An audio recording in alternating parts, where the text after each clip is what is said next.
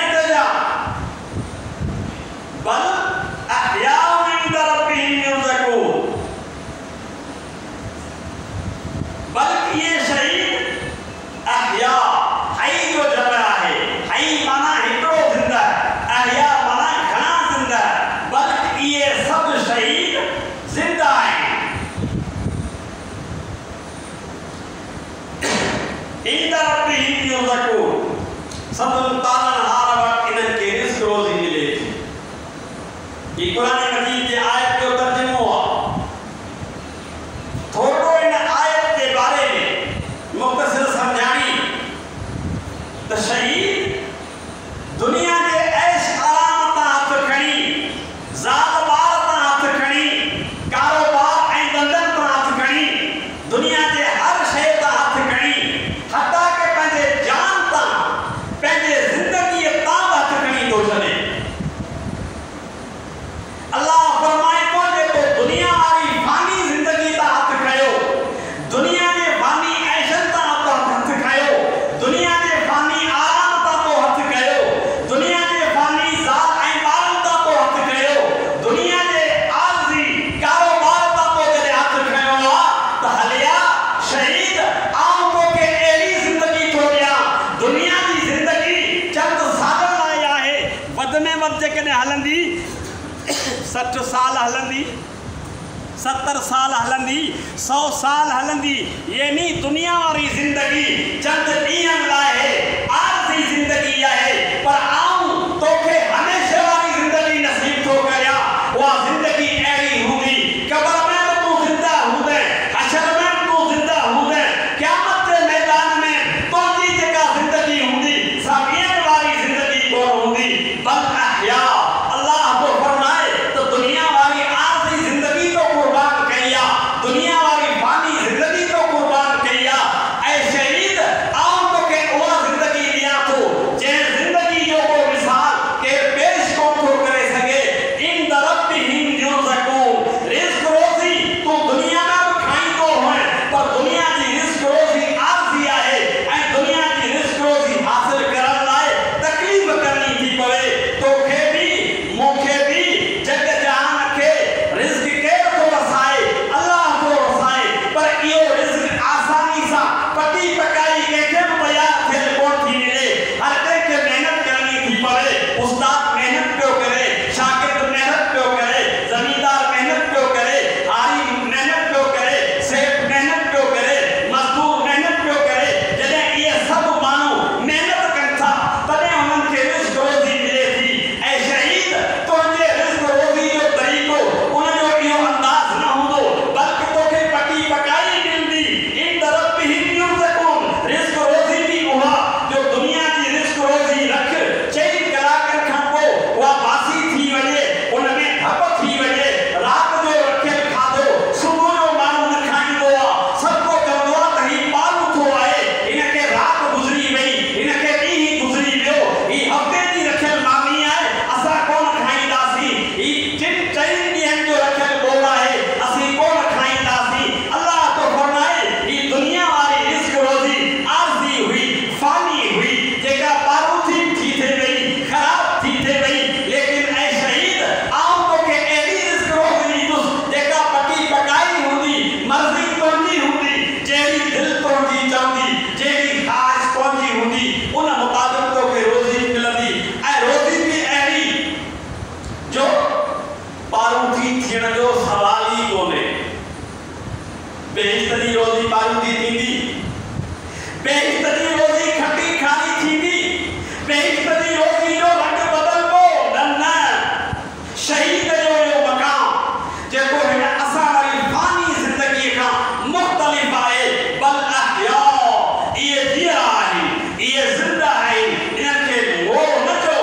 इंद रब्बिहिम युरज़क़ून अल्लाह वटि उनखे रोज़ी उहा मिले थी जंहिंजो तूं तसव्वुर नथो करे सघीं। हिते जा अमीर माण्हू जॾहिं पंहिंजूं महफ़िलूं मचाईंदा आहिनि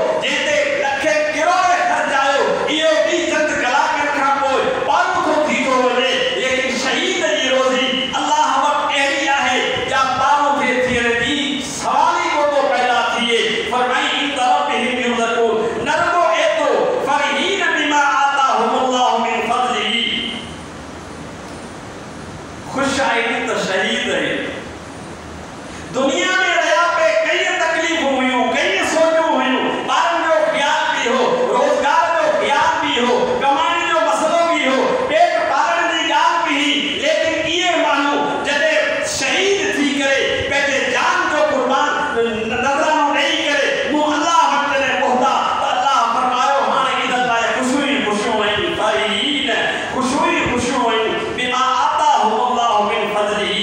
इहे ख़ुशियूं इन करे आहिनि जो शहादत जे एवज़ में, शहादत जे उजूर में एॾा अल्लाह उनखे दर्जा ॾिना आहिनि जो उन्हनि ख़ुशियुनि में मस्त आहिनि। हदीस में ईंदो आहे त शहीद जो रूह जीअं परवाज़ थींदो आहे, शहीद जे रत जो घुरो जीअं ई धरती ते किरंदो आहे, उन वक़्त ई उन जे शहादत खे अल्लाह मक़बूल करे छॾींदो आहे।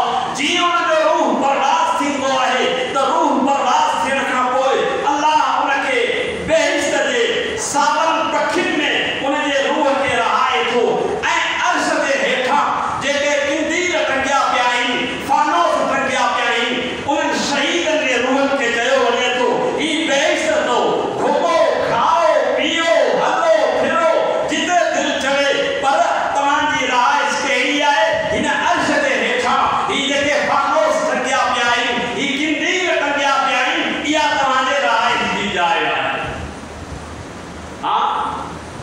इन आयत के मुफ़स्सिर समझानी असांखे फरमाई यस्तबशिरून बिल्लज़ीन लम यल्हिक़ू बिहिम मिन ख़ल्क़िहिम। ये शहीद रवाना थी विया, जान जो नज़रानो ॾेई हुन जहान में बरज़ख वारे जहान में पहुची विया। हाणे हिननि खे को बि डपु कोन्हे, अल्लाह ख़ौफ़ुन अरबी में ॿ लफ़्ज़ अचनि था, हिकिड़ो ख़ौफ़, ॿियो ईंदो आहे हुज़्न। ख़ौफ़ जी माना आहे डपु, हुज़्न जी माना आहे ॻणती। ख़ौफ़ कहिड़ी शइ जो? ख़ौफ़ हूंदो आहे मुस्तक़बिल जो, आईंदे अॻियां अचण वारी शइ जो, त सुभाणे छा थींदो, परीहं छा थींदो। हेॾा वञा थो रस्ते ते साम्हूं ख़बर न आहे का बला अचे, को जानवर अचे, को माण्हू अचे, को दुश्मन अचे, इनखे ख़ौफ़ चइबो आहे। लेकिन हिनखे, इन शहीद खे न क़ब्र जो ख़ौफ़ आहे, न हशर जो ख़ौफ़ आहे, न क़यामत जे हिसाब किताब जो ख़ौफ़ आहे, छो जो अल्लाह इहे ख़ौफ़ ख़तरा हिनखे माफ़ करे छॾिया। हिन जी शहादत जो रुतबो ई एॾो आहे, फरमाई वला हुम यहज़नून। हिननि खे ॻणती बि कोन्हे, हुज़्न बि कोन्हे इन शहीद खे। ॻणती छा जी? पोयां जिन खे छॾे आयो, ज़ाल खे छॾे आयो, ॿार खे छॾे आयो, दोस्त खे छॾे आयो, कारोबार खे छॾे आयो, ज़मीन खे छॾे आयो, माण्हुनि खे छॾे आयो। हाणे इहो फ़िक्र ऐं ॻणती इन शहीद खे कोन्हे त मुंहिंजे ज़ाल जो छा थींदो, मुंहिंजे ॿारनि जो छा थींदो, मुंहिंजे दोस्तनि जो छा थींदो, मुंहिंजे कमकार जो छा थींदो। अल्लाह फरमायो मूं उनखे अहिड़ियूं ख़ुशियूं ॾेई छॾियूं आहिनि, न आईंदे जो ईंदड़ वक़्त जो ख़ौफ़ हिनखे न रहंदो, न वरी पोयां जी हिनखे ॻणती रहंदी। अहिड़ो बेख़ुद को, अहिड़ो बेफ़िक्रो हूंदो हुयो शहीद। हीअ मुख़्तसर सम्झाणी आहे आयत जी। हाणे थोरे वक़्त लाइ इहो ॾिसणो आहे त शहादत जो दर्जो छा आहे, शहादत जी अज़मत छा आहे, शहादत जो मक़ाम छा आहे। सूरत तौबा जे 111 आयत में 14 रुकू जे अंदर 11 सिपारे जे अंदर अल्लाह फरमायो इन्नल्लाह अश्तरा मिनल मुअमिनीन अनफुसहुम व अमवालहुम बिअन्न लहुमुल जन्नह युक़ातिलून फी सबीलिल्लाह फयक़्तुलून व युक़्तलून। अल्लाह फरमायो उहे शहीद मोमिन जेके मुंहिंजे राह में कुशी कुर्बान थियनि था, इन्हनि मूंसां दिलनि जा सौदा कया आहिनि। मूं अल्लाह सां शहीद पंहिंजे दिल जो सौदो, पंहिंजे जान जो सौदो कंहिंसां थो करे? अल्लाह सां थो करे। इन्नल्लाह अश्तरा, अल्लाह ख़रीद करे वरितो आहे मोमिननि खां। छा ख़रीद कई आहे? व अनफुसहुम, उन्हनि जूं जानियूं। इहे जानियूं उन्हनि जूं आहिनि, अल्लाह उन्हनि खां ख़रीद करे वरितियूं आहिनि। व अमवालहुम, माल मिल्कियत बि बिअन्न लहुमुल जन्नह। ही जा ख़रीद फ़रोख्त थिए पई अल्लाह सां मोमिन जी। कारोबार में ॾे वठि थींदी आहे, हिकिड़ो वठण वारो हूंदो आहे, ॿियो विकिणण वारो हूंदो आहे। जेको विकिरण वारो हूंदो आहे उहो शइ ॾींदो, वठण वारो पैसा ऐं रक़म ॾींदो। इहो तरीक़ो आहे वापार जो। हिते मोमिन अल्लाह सां सौदो पियो करे, फरमाई मोमिन न पर अल्लाह पियो ख़रीद करे, अल्लाह पियो ख़रीद करे। मोमिन खां छा पियो ख़रीद करे? संदसि जान पियो ख़रीद करे। उनजे ॿोट में छा थो ॾेसि? बेअन्न लहुमुल जन्नत, उनखे उनजे ॿोट में बेहिश्त पियो ॾे। युक़ातिलून फी सबीलिल्लाह, इहे कहिड़ा मोमिन जिन खां अल्लाह संदसि जान संदसि दिलियूं ख़रीद कयूं आहिनि। युक़ातिलून फी सबीलिल्लाह, अल्लाह जे राह में जेके जहाद कनि था, तलवार हलाइनि था।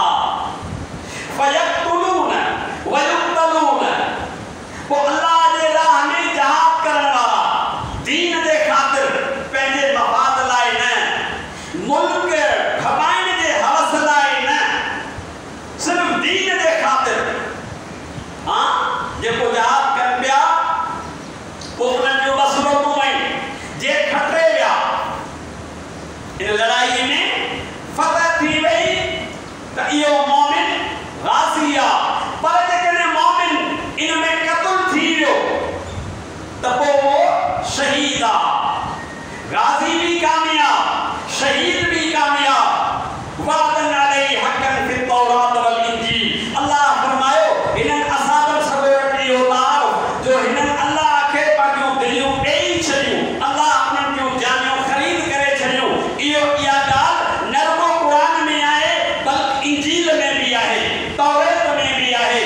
आख़िरी पैगंबर जा असाब सगोरा पंहिंजी जान घोरण वारा, जान निसार, वफ़ादार ऐं क़ुर्बानी ॾियण वारा असाबी हूंदा। ही अज़मत आहे शहादत जी।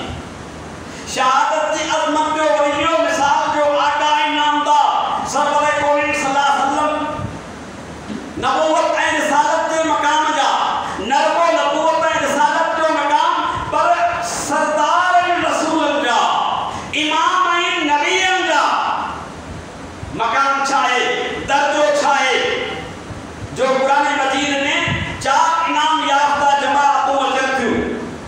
फउलाइका मअल्लज़ीना अनअम अल्लाहु अलैहिम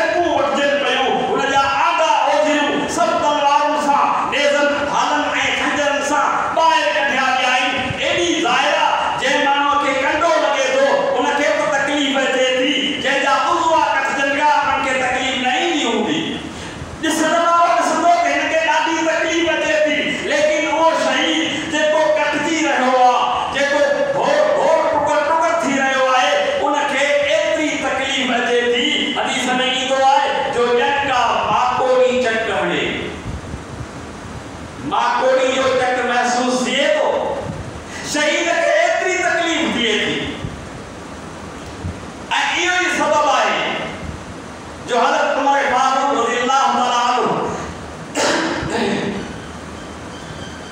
बुखारी शरीफ में हदीस अचे थी दुआ घुरी केड़ी अल्लाहुम्मा ज़ुक़नी शहादतन फी सबीली ऐ अल्लाह तुझे राह में मुझे शहादत नसीब फरमा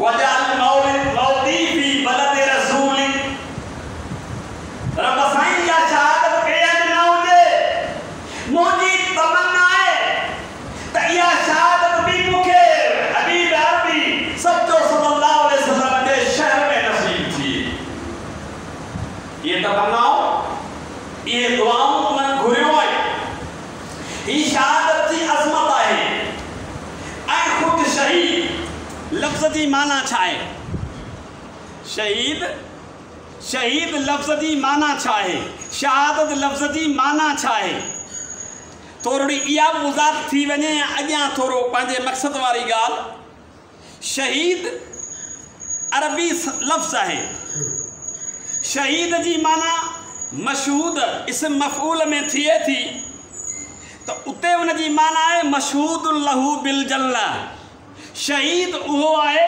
जंहिंजे लाइ बेहिश्त जी गवाही ॾिनी वई आहे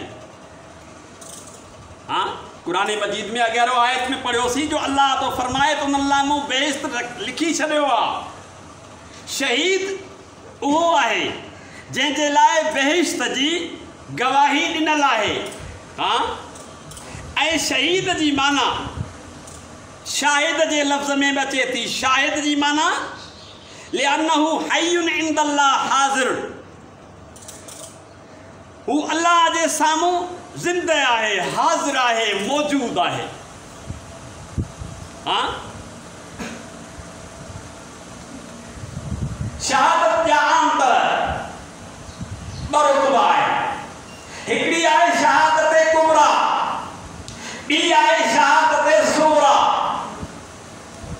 एक आहे जेका शहादत जो दर्जो हुनजो आला दर्जो आहे ॿियो उहो शहादत जो जेको दर्जो उनखां घटि दर्जो आहे जेको आला दर्जो आहे शहादत जो शहादत कुबरा इहो उहो आहे जो इहो माण्हू विड़े पियो कहिड़े मक़सद लाइ त अल्लाह जे दीन जी बुलंदी थिए हक़ ऐं सच जेको आहे उन जी बुलंदी थिए इस्लाम जी हिफ़ाज़त लाइ विड़े थो कुरान जी हिफ़ाज़त लाइ विड़े थो मस्जिद जी हिफ़ाज़त लाइ विड़े थो काबे जी हिफ़ाज़त लाइ विड़े थो हज जे हिफ़ाज़त लाइ विड़े थो शाइर इस्लाम जे हिफ़ाज़त लाइ विड़े थो मिसाल हिन खां अॻु में असांजे सिंध जे आगमन अहिड़ो जहाद कयो हो जंहिंमें मिस्र वॾी जे लिगारिन जो हक़ ऐं हिसो बि आहे मौलाना इस्माइल साहब लिगारी जे सरकर्दगी में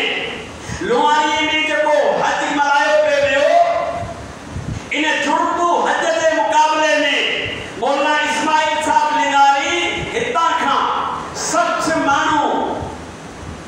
60 माण्हुनि जो वफ़द वठी वियो इन जहाद में शरीक थियण लाइ जंहिंमें अक्सर जेके शरीक थिया अक्सर लिगारी हुआ जिन मां केतिरनि जा नाला मौलवी साहब पंहिंजे डायरी में लिखिया आहिनि इहो इन लाइ ॾिया हज सिर्फ़ु हिकिड़ी जाइ ते थींदो आहे कहिड़ी जाइ ते मके ऐं मदीने वारी जाइ ते मदीने वारी जाइ उन में शामिल कोन्हे उन हज अदा करण वारियूं सभु जायूं मके में आहिनि दुनिया जे कंहिं बि जाइ ते हज करण जी इजाज़त न आहे उन हज जी हिफ़ाज़त करण लाइ जेको वञे थो इहो जहाज ते वञे पियो ऐं अव्हांखे ख़बर हूंदी मौलवी साहब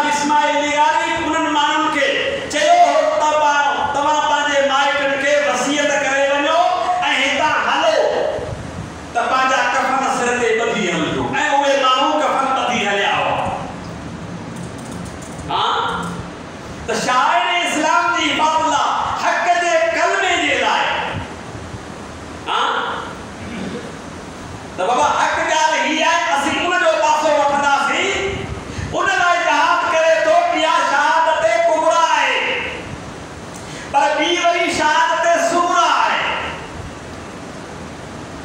शहादत सुगरा ऐं कुबरा जो फर्क छा है? शहादत सुगरा माना उन दर्जे में ऐं सवाब में ईंदी, आखिरत में उनखे वो दर्जो मिलंदो। उन जो थोरो मिसाल खणी तव्हां हिते सम्झो, ही वॾो हाल आहे, हिन हाल जी मिल्कियत हिन में एसी भी आहे, हिन में हर शइ आहे, सभु शइ आहे, पर उहो खाते चढ़ियल आहे हिकिड़े माण्हूअ जे, जॾहिं त गुंजाइश हुन में 50 माण्हुनि जे रहण जी आहे।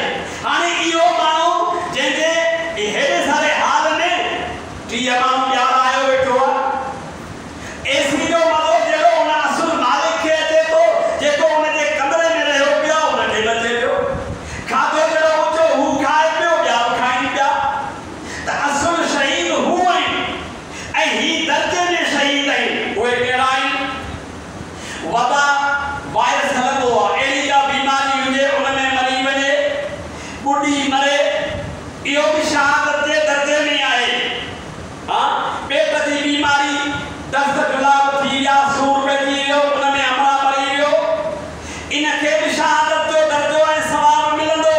सड़ी मरी वियो, हा, गुर्दे जे सूर में मरी वियो, भित किरी पई, हादसाती मौत थियो, गाॾियूं टकरी पयूं, हादसाती मौत थियो, इहो बि शहीद जे दर्जे में आहे। हुन लाइ पट्टी हणण जी ज़रूरत कोन्हे।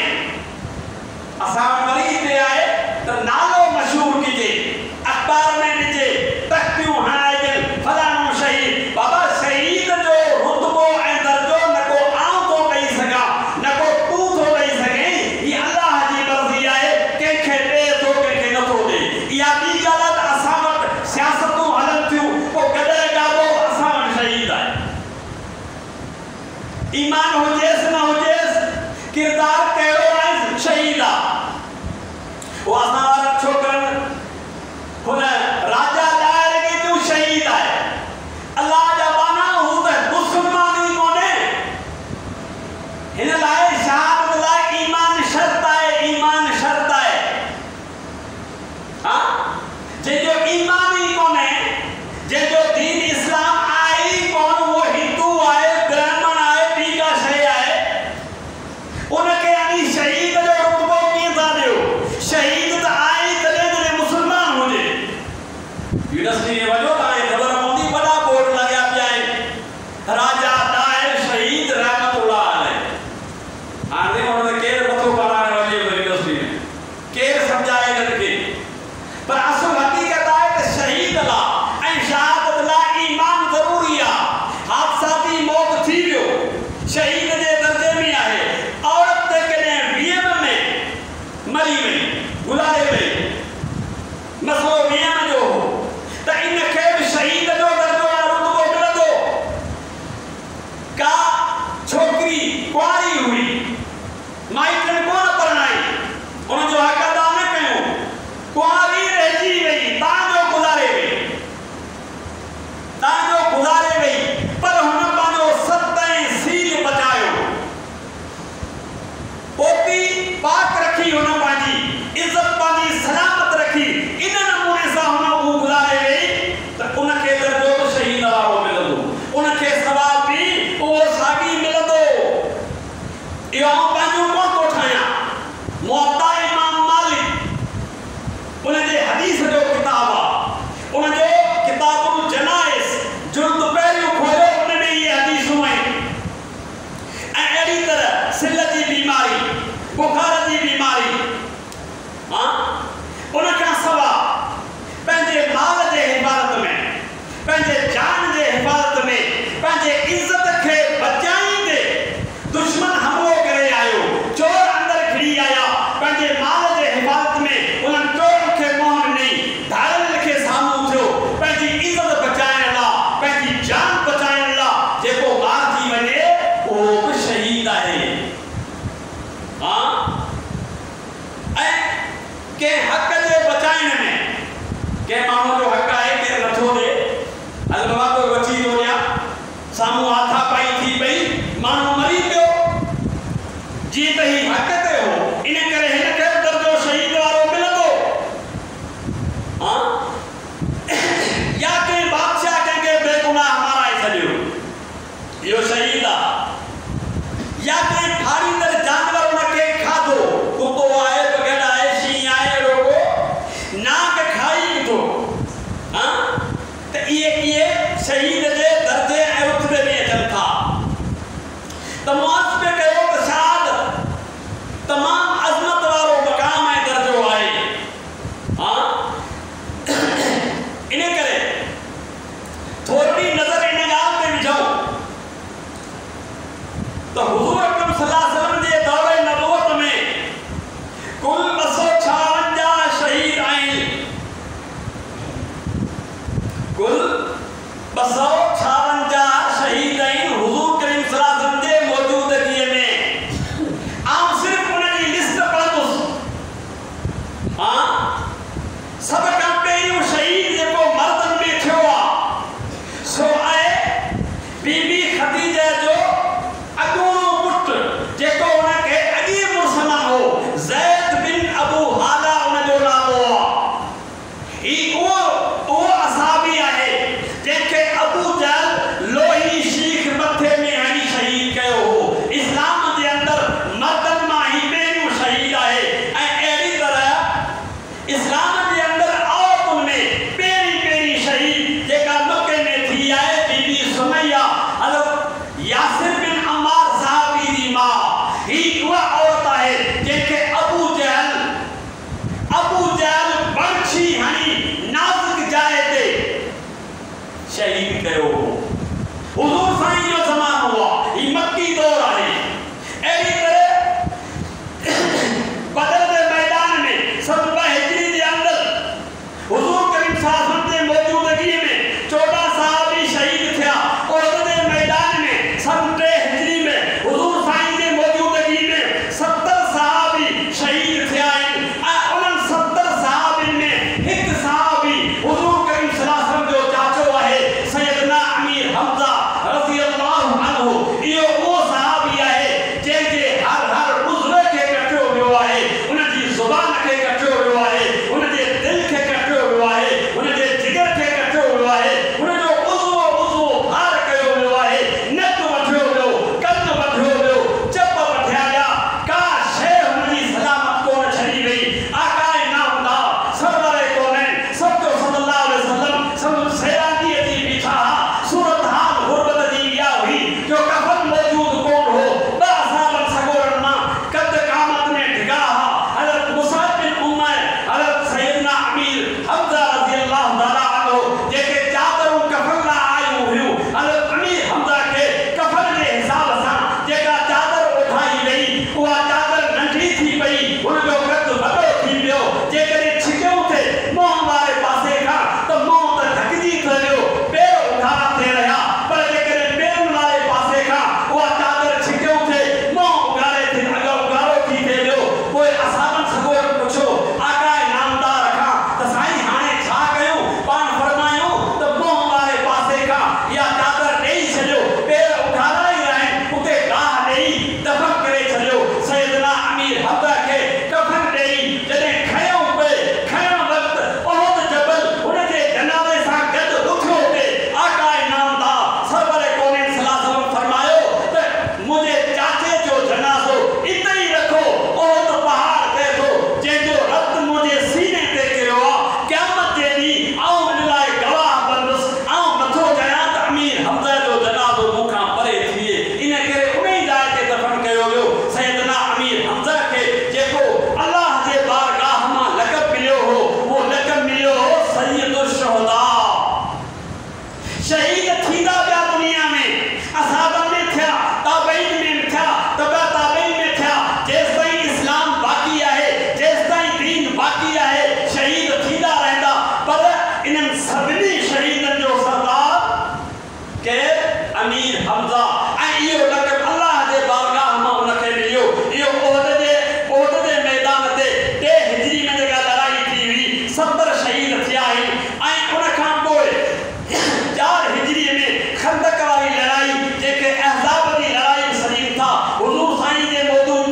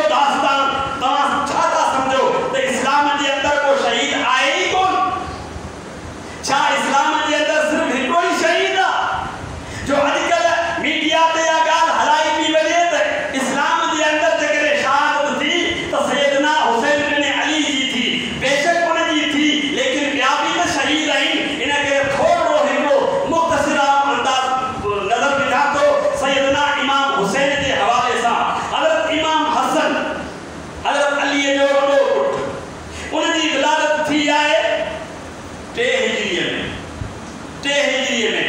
इमाम हुसैन जी विलादत थी आहे 4 हिजरी में। हुजूर करीम सल्लल्लाहु अलैहि वसल्लम जो लाडानो थियो आहे 11 हिजरी में। 11 हिजरी में हज़रत इमाम हुसैन घणनि सालनि जो आहे? 70 सालनि जो। रियाज़ी मूंखे त कोन अचे, आउं सम्झां तव्हां मूंखां वधीक माहिर आहियो।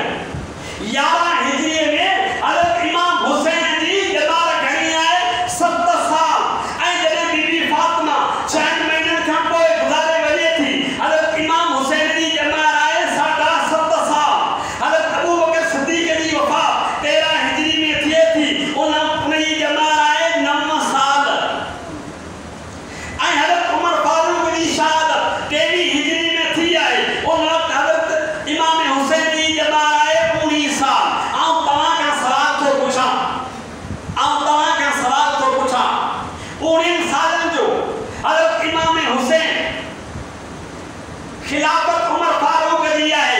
निमाज़ कंहिंजे पोयां थो पढ़े? कंहिंजे पोयां थो पढ़े? अबू बकर सिद्दीक़ जे पोयां, छो त अली उल मुर्तज़ा उन जे पोयां बीठो आहे। ऐं जॾहिं उमर फारूक आयो त उमर फारूक मुसले ते आहे। 19 सालनि जो इमाम हुसैन उन सिफ़ में शामिल आहे जंहिं सिफ़ में अली उल मुर्तज़ा आहे। ऐं अहिड़ी तरह हज़रत उस्मान जी शहादत 25 हिजरी में थी आहे। 25 हिजरी में हज़रत इमाम हुसैन जी जमात घणी आहे? 31 साल। निमाज़ूं कंहिंजे पोयां पियो पढ़े? हज़रत उस्मान जे पोयां। कोई इख़्तिलाफ़ कोन्हे, केरु थो चवे। ऐं अहिड़ी तरह हज़रत अली जी शहादत थी आहे 40 हिजरी में। 40 हिजरी में इमाम हुसैन जी जमात आहे 26 साल। हज़रत इमाम हसन जी शहादत थी आहे 50 हिजरी में। 50 हिजरी में इमाम हुसैन जी जमात आहे 46 साल। ऐं ख़ुद इमाम हुसैन सन 61 हिजरी में जॾहिं उन जी शहादत थिए थी त उन जी जमात आहे 57 साल। हाणे ॿुधाइण जो मतिलबु छा आहे? मक़सद वारी ॻाल्हि करे ॻाल्हि ख़तमु थो करियां। जॾहिं करबला वारो वाक़ियो थियो, हज़रत इमाम हुसैन जे शहादत वारो टाइम थियो त इहो 61 हिजरी। इन 61 हिजरी खां 1 साल अॻु अमीर मुआविया जी वफ़ात थी वई। हाणे अमीर मुआविया जो इन वाक़िए सां ताल्लुक़ रहियो। हज़रत अली 21 साल करबला जे वाक़िए खां अॻु शहीद थी वियो आहे, उन जो को हुन सां ताल्लुक़ रहियो। हज़रत उस्मान 26 साल करबला जे वाक़िए खां अॻु शहीद थी वियो आहे, उन जो को ताल्लुक़ रहियो। हज़रत उमर फारूक 38 साल करबला जे वाक़िए खां अॻु में शहीद थी वियो आहे, हज़रत उमर जो को ताल्लुक़ रहियो करबला जे वाक़िए सां। हज़रत अबू बकर सिद्दीक़ 48 साल अॻु करबला जे वाक़िए खां अॻु फौत थी वियो, उन जो को ताल्लुक़ रहियो। हुज़ूर करीम सल्लल्लाहु अलैहि वसल्लम त उन खां बि अॻु जान छॾे विया। हाणे आउं तव्हां खां पुछां थो, जेके माण्हू एतिरा साल अॻु में अल्लाह ॾे रवाना थी विया, उन्हनि जो करबला जे वाक़िए सां ताल्लुक़ कहिड़ो? अवी किसो खणो था शहादत हुसैन जो, वाक़ियो ॿुधायो था करबला जो, ऐं घटि वधि ॻाल्हायो था असाबनि खे। इहो कहिड़ो मंतिक़ आहे?